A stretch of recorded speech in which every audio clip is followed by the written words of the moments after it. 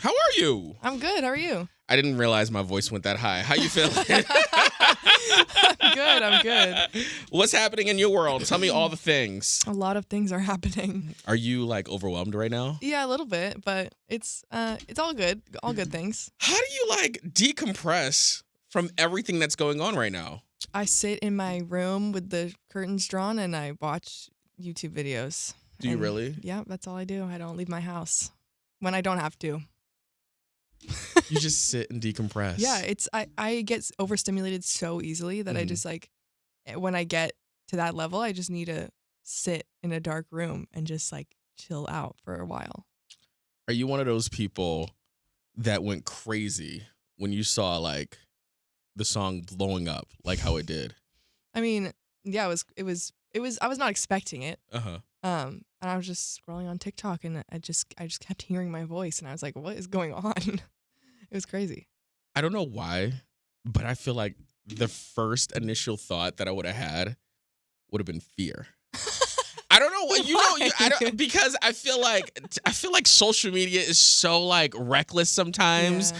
So it's like you're putting yourself out there, and I feel like there is something about singing where I feel like it's so vulnerable. Yeah.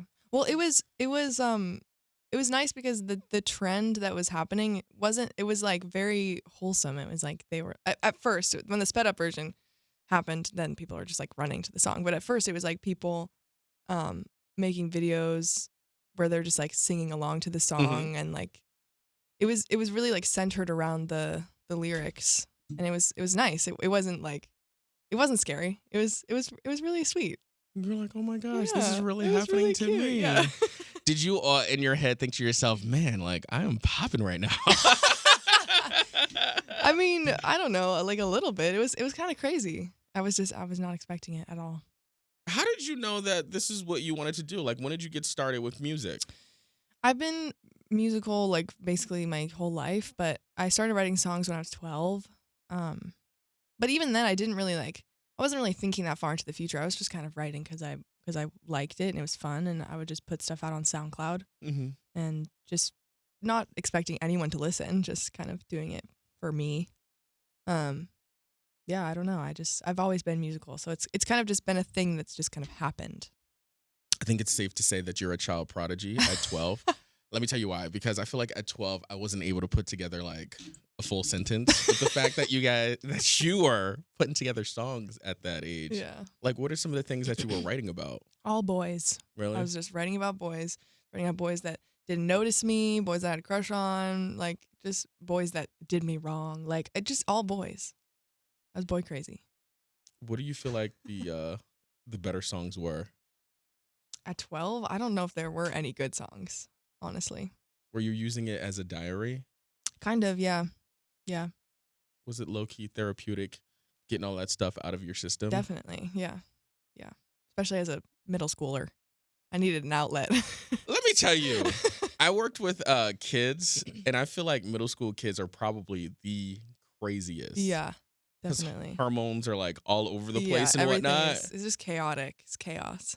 Did you leave Berkeley to pursue did. music full time? Yeah, halfway through. What made you come to that conclusion or decision? I really just felt like at a certain point, school was holding me back. Like I was about to release my first album, so the songs were done and I'd been working on them for a while. And I was kind of just like, especially when COVID happened, halfway through my second year, and then we had to go online. I was like, this is really like not worth it to me anymore. And I didn't really want to go back for another full year online because it was just horrible. And I was ready to like actually put all of my energy into music and like trying to do this for real. Just made sense at the time. For someone who did not do the whole online school thing during like COVID, how bad was it? It was bad. I mean, especially at Berkeley, I just felt like I don't know.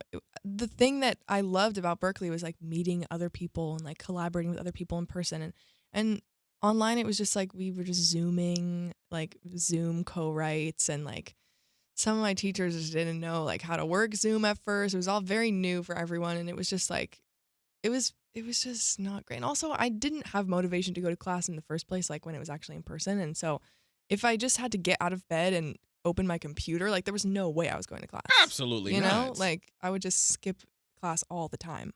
You know what I was thinking? Do they discount those classes? No. So you're paying full Yes. price Yes. at Berkeley Yes. to Yeah. be on Zoom? I don't know about right now, but especially like back when it first happened, like they were charging full price. Especially it's crazy because on the online school is like way cheaper. Like you can do a specific like online Right, a class. course, and it was crazy. That was also another reason why I was like, this is not worth it. Yeah, I'm not trying to pay full price No. for us just to be online. No. All right, so you came to that conclusion, right? Yes. And was there, I guess, a particular thing that happened? I know you were saying like, you were online and you weren't necessarily clicking with that. But in your mind, when did you make the decision like, okay, I'm going to pursue the music full time? It was really just like right before my first album came out. I was like, I want to put all my energy into this album release and, you know, doing stuff around that. And it just felt like the right time. I don't know. Berkeley was like, I got a lot more out of like the people that I met there than the actual classes. So it was just kind of like, there wasn't any certain thing that triggered it. It was just kind of like I think it's time. It was just a feeling. So when you made that conclusion, first thing that you did was what? I don't know, probably like sigh of relief. But I did, I mean, obviously I talked to my parents about it. They were very supportive. I don't know. I think I probably, I went to London like soon after that. So I probably like booked my trip to London. I was like, time to work. Was that a fun trip, or was that like maybe like writing sessions and things like that? Well, I was there for 3 months, Mm-hmm. and I was working on an EP that like never came out. It came out as a live EP, but we were like producing it out, and those versions never came out. So after I realized that I didn't want to be doing that anymore, I was kind of just like in London, and I was with my ex, and it was not great. It was not a great time. So now I'm a little scarred. Two things. Number one, I'm sure you got some good content out of Yes. the ex and you know, being scarred and whatnot. Mm. And number two, is that frustrating when you work on a project and it doesn't come out? No, I think that I mean, I was the one making the decision that it wouldn't come out. And I don't know, it wasn't frustrating because I was sticking to my creative vision, and it just didn't really sound like what I thought I wanted to sound like at the time. And so it just wasn't working. To make the decision like, all right, we're not going to do this. Yeah. But I mean, I think it worked. I mean, I think the songs work way better as like just acoustic guitar and vocals, like most of my songs usually do. So it just felt fitting that they were just like a live EP instead of like a produced out. The produced out version just felt too produced. It was like taking away from the songs themselves. So it was an easy decision. How do we feel about the sped up version of the song on TikTok? Like, because I don't know why, but I feel like I would feel a way about it. I mean, I love that it's like gotten my song to where it is. I mean, that's like the main reason why my song is like doing so well right now. Mm-hmm. But I hate a sped up version, like just in general. And it just like sounds so bad. Like, I don't know. It's just like so much worse than the original. And in my opinion. And everyone is like, release the sped up version on Spotify. And I'm like, no, I don't want to do that. Like, No, because that wasn't that wasn't your intent. Right, exactly. Right. I had a vision for the song, and that's why I put the song out the way I put it out. And I don't want to release it a different way just because it's like blowing up on TikTok. Isn't it amazing the journey a song makes? Like, where did you write this song? I wrote the song in an apartment in London. So you write the song in an apartment in London, right? Mm-hmm.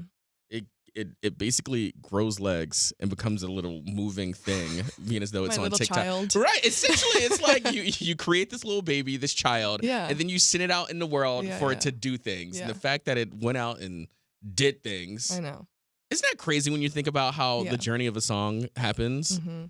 Yeah, it's pretty wild, especially because I wasn't expecting this. Like this wasn't the song on the album that I was like, oh, this one's gonna blow up and like people are really gonna connect to this one.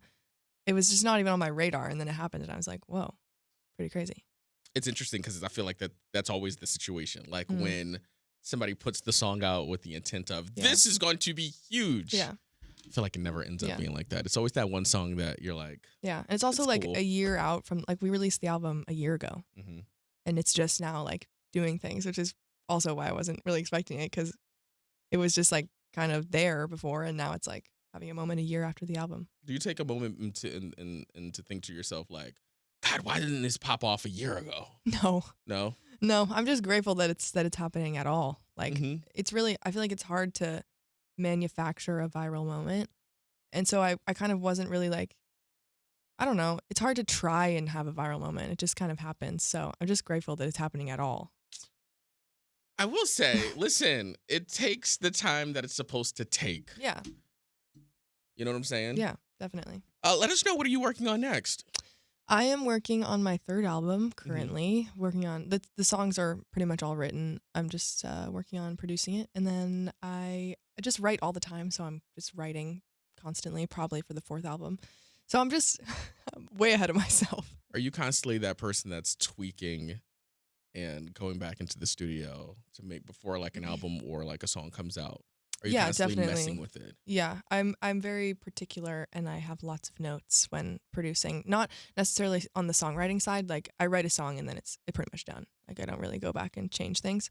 Mhm. But on the production side, definitely I'm always changing things. Like for a song for Reckless Driving on my last album, we were like 2 weeks out. We were about to hit the deadline. We had to submit it. I think actually maybe it was 1 week Mhm. before we had to submit it, and I was like, "Can we actually start from scratch?" What? What? Not from scratch, but like because the version that we had was very pop, Mhm. and I was like, it feels too happy, it feels too upbeat, like it needs to feel more acoustic and maybe more like I just felt like it wasn't right. And so a week out of the deadline, I was like, can we try something else? It worked, and we got it done, but yeah, I definitely am very last minute about things. How did everybody feel about these revisions that you were making? Well, obviously my producers were like, "What the Blank. yeah." Yeah. They understood and they were like after like we submitted it, they were like that was probably for the best. Like I like this version much better. But obviously at the time they were like, "We only have a week. Like Yeah. we can't keep doing this." Do you feel like you're indecisive? Yes, but in other aspects of my life, I am pretty much very decisive when it comes to songs and what I hear on stuff. I know pretty immediately if I like something or I don't like something. Right. I mean, you are on the cusp of Libras, and I feel like Libra is very Yes. indecisive. I'm just saying. Yeah, in a lot of aspects of my life, I am very indecisive. But Yeah. my art is not one of them. Keep in mind, I'm an artist, and I'm sensitive about my. Thank you so much for coming in. Yeah, thank you so much for having me. Of course.